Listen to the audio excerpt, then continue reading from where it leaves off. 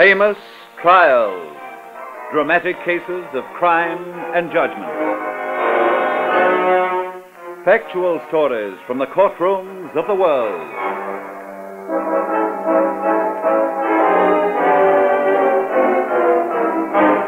Tonight, the mystery of Euston Square. This is a true report of an actual case, and only the names have been changed to protect the innocent.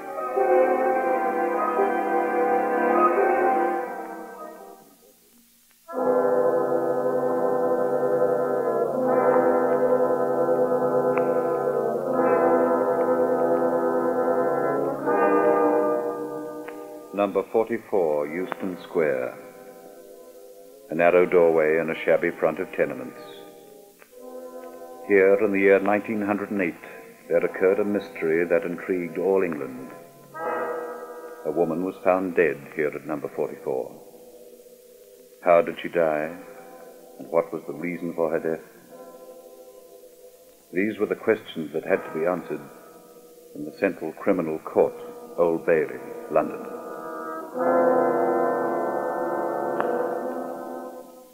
It was late autumn over the city, and in the parks the last leaves are falling before the evening wind, falling to be swept away until spring decorates the trees again.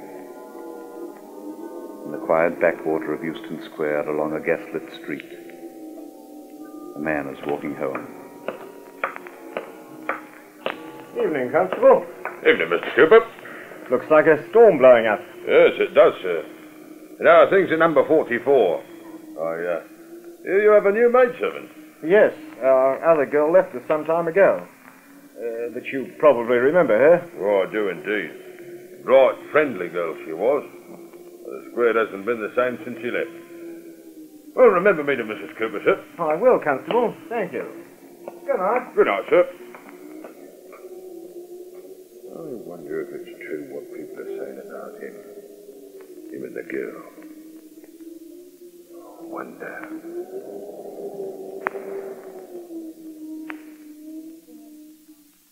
The police constable stands and watches the man called Cooper walk away. He sees him enter the door of number 44, a short distance down the street. Then along the gaslit street, the policeman continues his lonely beat. The square is almost deserted tonight, for the first touch of winter in the wind has kept people indoors. He makes one round, then begins another, past the narrow doorways. The familiar numbers: 38, 40, 42, 44. What on earth?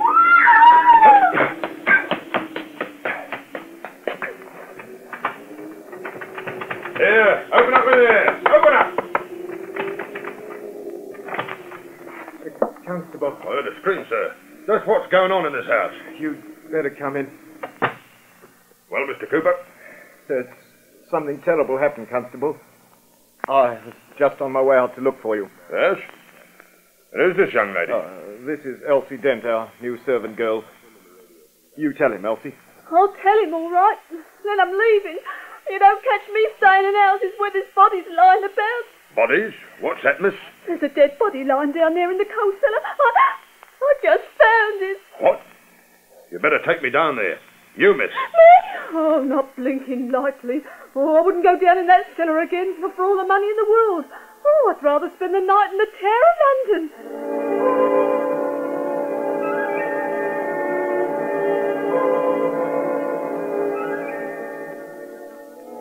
Now then, Forbes, tell me everything you can about this. Well, sir, I was just walking past the doorway of number 44 when I heard this scream. Never mind going over that again. I have your statement on what happened.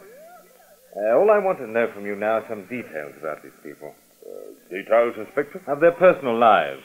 That's your regular beat, and I understand you're on friendly terms with most of the people in the square. Well, yes, I know practically all of them, Inspector. Oh, good. But there's nothing else we can do for the present until the police surgeon finishes his post-mortem.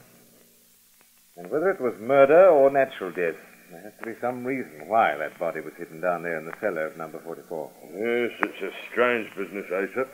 Very strange. Now then, start with the serving girl, Elsie Dent. Well, she's one I can't rightly tell you anything about, sir. She was new to the job. But the girl they had before her, Yeah, good looker, was she? a beauty, Inspector, a real beauty. With her look, she could have gone on the stage. I used to tell her that sometimes, but she'd just laugh. No doubt you had the worst possible motives, Forbes. I'd like to know something about this man Cooper. Never mind the girl for the moment. Mr. Cooper, sir, well, now there's a pleasant type of gentleman. Never too busy to stop and pass the time of day. Well, he and his wife bought number 44 about 3 years ago, sir. Yes?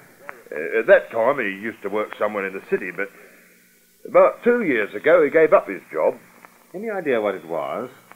Or why he gave it up? Well, no, sir. But evidently they found times hard after that, for they started getting in lodges. Only 2 or 3 at a time, but that's the way it's been for the past couple of years. I see. That's when they decided to employ a servant, and this girl, Joanna Reed, applied and got the position. Joanna Reed. She's the good looker. Yes, and from the gossip in the square, Mr. Cooper had more than his share of interest in her. That's purely gossip, of course. Well, sir, it could have been right. Have you any reason for thinking so? I got the impression that they'd known each other before. That was just my own idea. Well, what about the wife? Mrs. Cooper? Would she have been the kind to stand for a thing like this? Well, she's a woman that keeps very much in the background, sir. I doubt if anyone could answer that question. Although, this might be your answer. What might? Well, a few months ago, Joanna Reed left number 44. There was no week's notice about it. One day she was there, and the next she'd gone. So, maybe Mrs. Cooper found out and wouldn't stand for it. Well, perhaps you're right. Did you see her before she left? No, sir. The first I knew of it, one of the neighbours mentioned she'd gone. You could soon notice it, though. The place wasn't half as bright without her. And she was on speaking terms with you, I take it. Oh, yes, Inspector. She always stopped to have a word or two. She never mentioned losing her job or leaving the position? No, sir. Did anyone else see her leave? Now that you bring that up, sir, I don't believe they did. Everybody was most surprised to hear she'd... Just a minute. You don't think she did leave, do you, Inspector? Well, I'm not quite sure about anything yet, Forbes. You'd better give me a full description of the girl. I'll have it circulated. Oh, that's easy enough. She was, 5'2", blue eyes, auburn-coloured hair. Auburn-coloured hair. How old? Oh, I'd say about 22 or 3. Fairly well spoken. Really a bit above the general run of servant girls. All right, I'll send that out. You never know, it may help us. Oh, yes, come in. Inspector Hughes. Busy? Oh, not too busy, Doctor. No, sit down. You finished the post-mortem? Thank you. Yes, I've finished it. Anything significant? The body is in a state of decay, and it appears to me as though she died at least some months ago. However, it's almost impossible to discover the cause of her death. Well, that might make things awkward. What description can you give me from the post-mortem, Doctor? Was she tall? No, short. 5 feet 2 inches, according to my measurements. Young, probably in her early 20s. And that's all. Oh, except this. Oh, a strand of hair. Hold it up to the light and you'll see the color. The girl had either red or auburn-colored hair. Auburn? Forbes, what do you think? Sounds to me as if you might be right, Inspector. About Joanna Reed never leaving that house. I hate to think of it, but you might be right.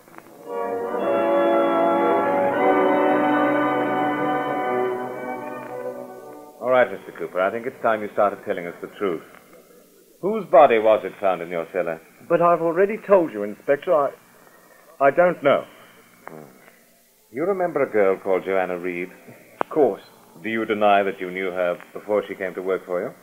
Of course I deny it.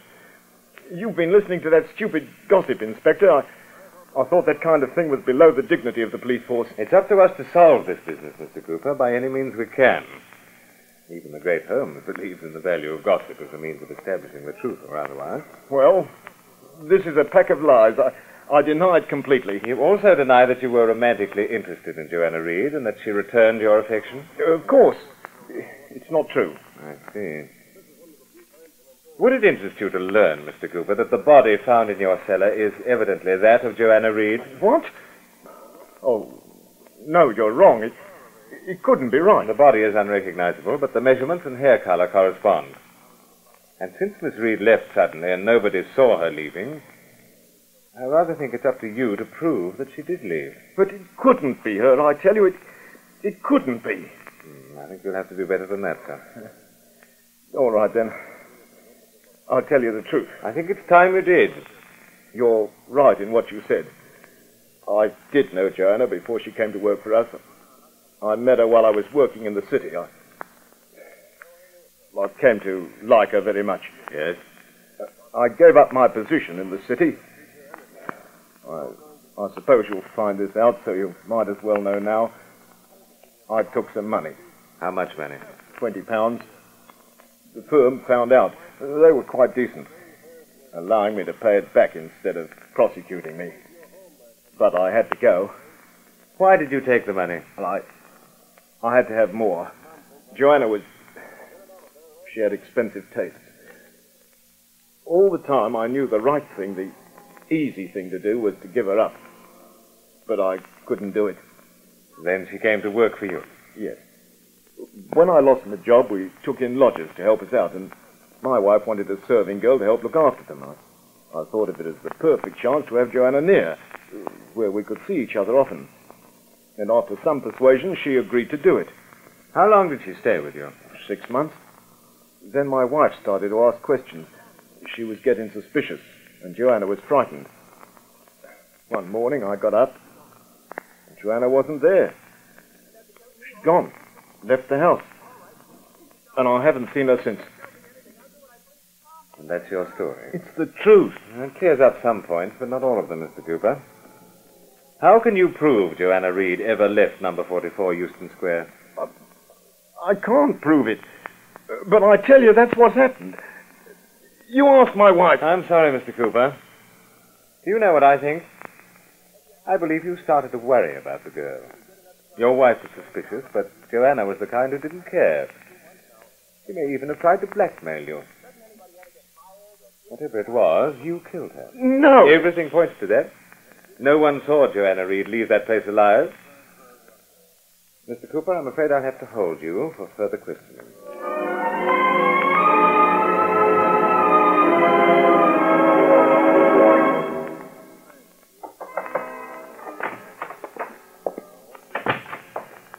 Good morning, Superintendent. You sent for me, sir? Yes, you sit down.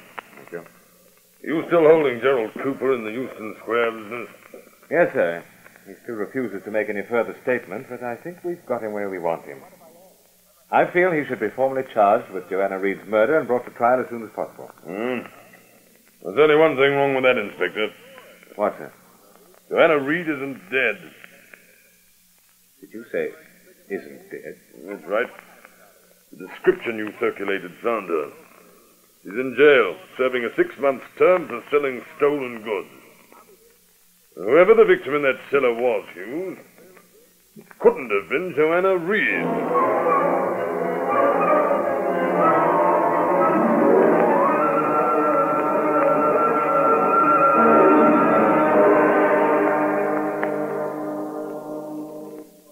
We continue. Famous trials.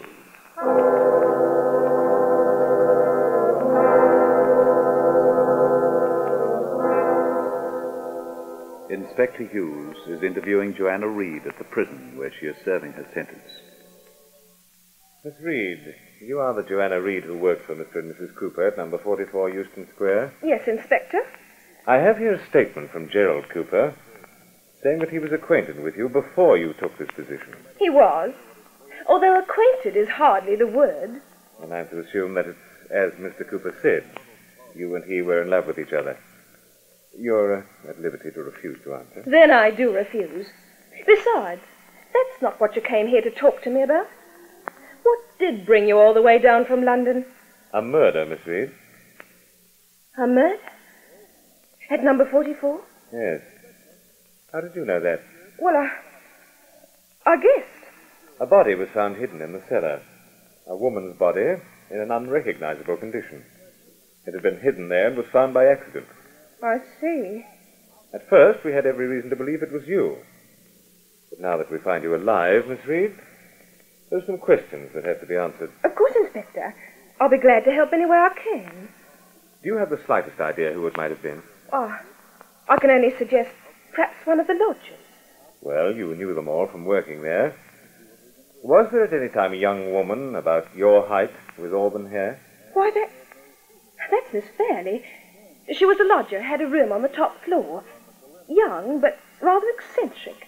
She never went out at all, and always kept large sums of money in her room. She used to tell me she didn't trust the banks. The description I gave you fits this, Miss Fairley. Of course. I can't imagine why why Mr. Cooper didn't tell you that himself. But then there always was something strange about the way she left. What do you mean? Oh, I don't know whether I should tell you this, Inspector. I think you'd better, miss. Oh, very well.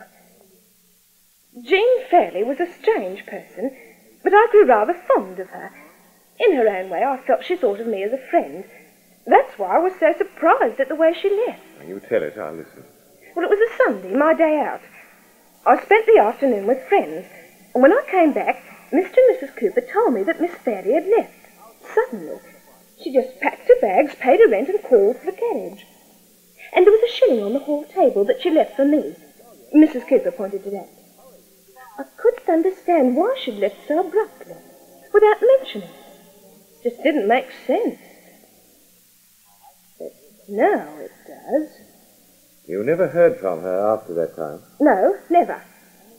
How long afterwards was it that you left the employ of the Coopers? Oh, some weeks. Just one final question, Miss Reed. Why did you leave so hurriedly? It was because of Gerald and me.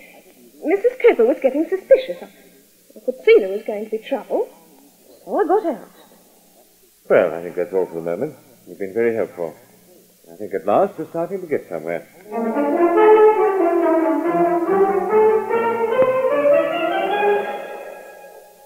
Now then, Mrs. Cooper, I've told you the answer given to me by Joanna Reed. In view of the serious implication of her statement, I'm keeping your husband in custody to give you both a chance to answer separately. But, Inspector, what that girl told you is a pack of lies. You can't believe a word of it. I want your version of how Miss Fairley came to leave, and then your husband's. That way I might get to the truth. You remember Miss Fairley? Of course. She occupied a room on the top floor. Young, rather strange in her ways. She and Joanna were friends. You remember the day she left? It was a Sunday, wasn't it? Sunday?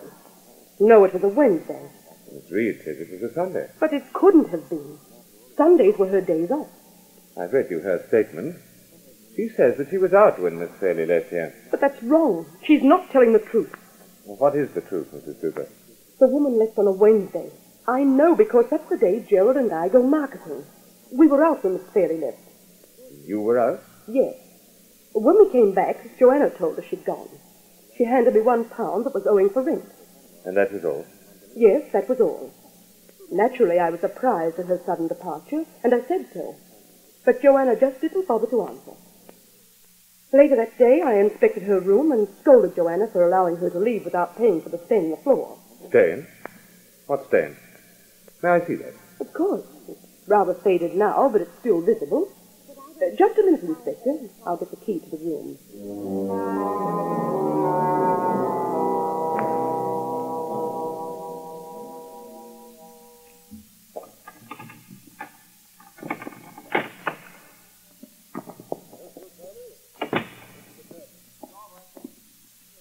There you are.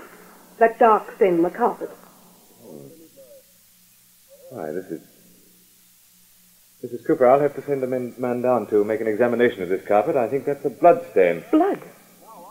Then that body... It might have been Miss Fairley? Yes, it's possible. There's one thing more. Miss Fairley left here or disappeared on the Wednesday. How long afterwards did Joanna Reed give notice? She didn't give notice. She left that same night. Just walked out with nothing but a note to tell her she'd gone. Same night. Have you the note? No, I destroyed it. I was so glad to get rid of her, I never stopped to wonder about the way she left so hurriedly. You didn't like Miss Reed? Did they think I was so blind I couldn't see it? I knew about her and Gerald. I knew all the time. Look, that issue's been clouding this case ever since the body was found. It has nothing to do with Miss Fairley's death. You could be wrong about that, Inspector. I made it plain to Joanna that she'd have to get out. I think she saw the end of the security she'd been enjoying, and she was the kind of woman who had to have money. So you think she got that money from Jean Fairley by killing her? Yes, Inspector. That's exactly what I think. When we were out, she murdered Miss Fairley and carried her down to the coal cellar. She hid the body, paid me the pound rent to allay my suspicions, and then left that night, leaving us to explain the body, if it should ever be discovered. That's an interesting theory, Mrs. Cooper. I'm certain it happened that way, Inspector. Why else should she lie to you? What I told you was the truth, and Joanna's story was a pack of falsehoods. Prove it by asking my husband the same question. Yes. Yes, I think I will.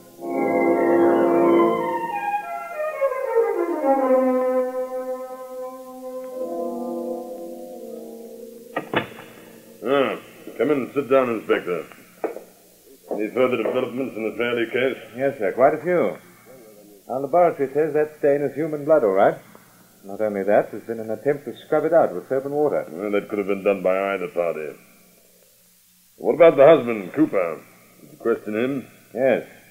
His answers correspond exactly with those of his wife. Well, it's starting to point to the Reed girl, all right. There's just one doubt in my mind. Coopers might have concocted a story between themselves. Collusion, sir. Yes, I thought of that. There's just one more item of evidence that I've picked up. When you hear it, I think you'll agree it rules out the Coopers altogether. In fact, it proves that Joanna Reed, and only her, could have committed this murder.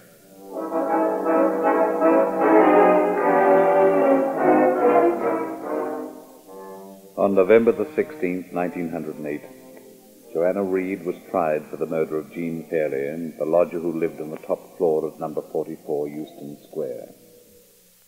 The first witness was the owner of a second-hand shop, a certain Mr. Hamish McGowan.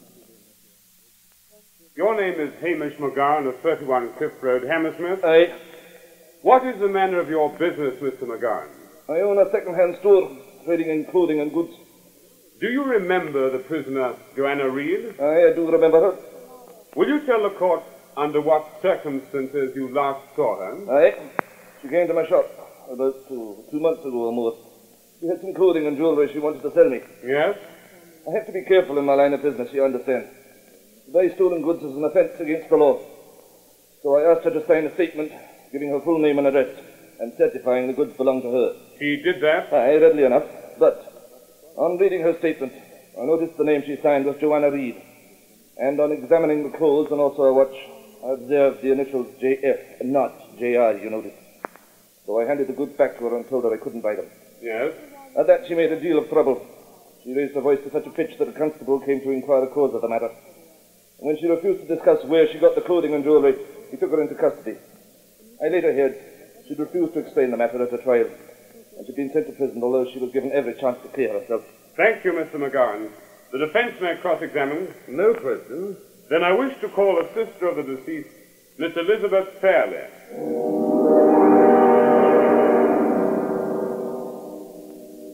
Miss Fairley, I understand that for some months prior to her death, you'd not seen your sister. Is that correct? Yes, sir. My sister was not on good terms with the family. She preferred to stay in lodgings rather than live with them. I hadn't seen or heard from her for 6 months. There's just one question I wish to ask you, Miss Fairley. This clothing and these items of jewellery taken from the prisoner after her arrest in the second-hand shop, can you identify them? Yes. They belong to my sister Jean. And, as for the watch, That was my present to her on her 21st birthday.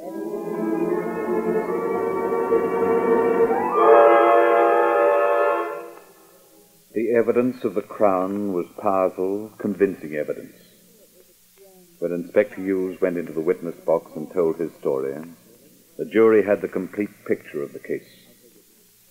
And from that moment on, the trial became a legal battle of wits between both counsel. The jury had no easy problem. There were points about this trial that didn't quite add up to certainty. There was the lack of medical evidence to show murder was committed at all. There was, on one hand, Joanna Reed's story. On the other, the story of Gerald Cooper and his wife. Each violently opposed, each possible. The proof? The Crown case was not certain enough. The jury reasoned that Joanna Reed was already serving a sentence for stolen goods. All right, let her serve that out. The police had proved that. But they hadn't proved murder, not to the satisfaction of the 12 jurors. So, the verdict was not guilty. It brought controversy, of course. Close verdicts always do. As to what really happened at number 44 Euston Square, it remains shrouded in mystery. Many people have had many different theories. The jury had their own theory, and it added up to this.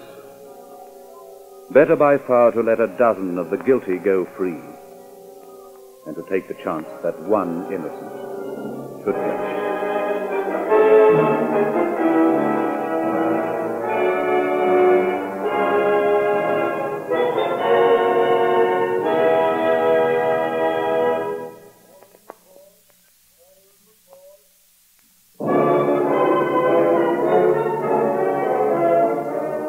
Famous trials, classic cases from the law courts of the world. The Mystery of Euston Square was written by P.T. Eldon and starred Barry Cookson as Inspector Hughes. This is a Grace Gibson radio production, directed by Lawrence H. Cecil.